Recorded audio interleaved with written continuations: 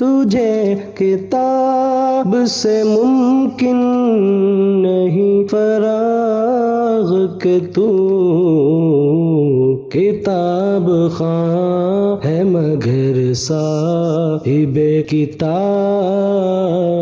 نہیں۔ السلام علیکم ورحمۃ اللہ وبرکاتہ۔ خیر مقدم ہے آپ کا کتاب اور صاحب کتاب میں۔ دوستو، آج ہمارے ہاتھوں میں سلسلے عالیہ قادریہ اوچ متبرکہ والی شاخ بر صغیر پاک و ہند میں مرکزی حیثیت رکھتی ہے، اس سے منسلک ایک کتاب آج ہمارے ہاتھوں میں ہے۔ اس سے منسلک ایک عظیم خانوادہ طریقت جس میں 18 نفوس قدسیہ حضرت سیدنا غوث اعظم رضی اللہ عنہ کے خلیفہ اکبر و جانشین صادق حضرت سیدنا عبد الوہاب کے اولاد و امجاد سے ہیں۔ اس خاندانی عالیشان کے حیوال و مناقب اور دینی و علمی خدمات پر مشتمل پہلے مبسوط تذکرہ دلنواز مشتمل کتاب تاریخ ابن کرم المعروف تذکرہ مشائخ قادریہ قطبیہ ہمارے ہاتھوں میں ہے۔ یہ 2 جلدوں پر مشتمل ہے۔ اس کی پہلی جلد میں حدود عراق درج کیا گیا ہے اور دوسرے حصے میں حدود پنجاب درج ہے۔ اس کتاب کے مصنف حضرت علامہ پیر محمد طاہر حسین قادری مدظ العالی ہیں۔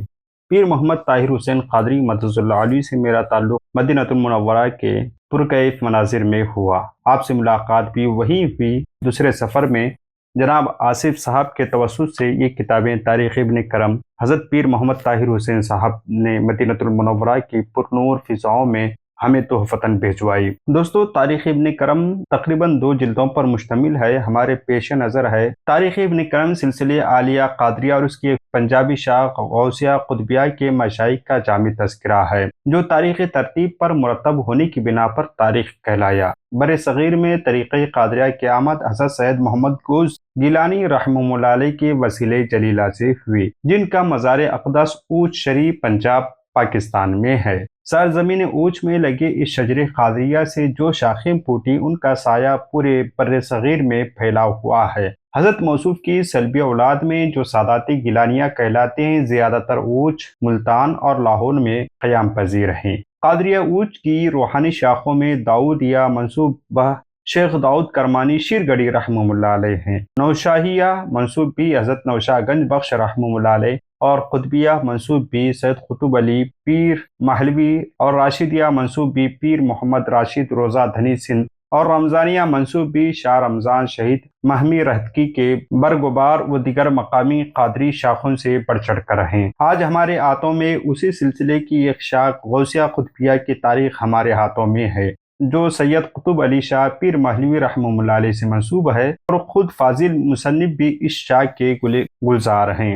حضرت پیر طاہر حسین صاحب نے کتاب کی ایک منطقی ترتیب رکھی ہے۔ کتاب کی پہلی جلد کا تعلق حدود عراق میں سلسلے قادریہ سے ہے، جبکہ دوسری جلد حدود پنجاب میں قادریہ اور اس کے شاخ غوثیہ قطبیہ سے متعلق ہے۔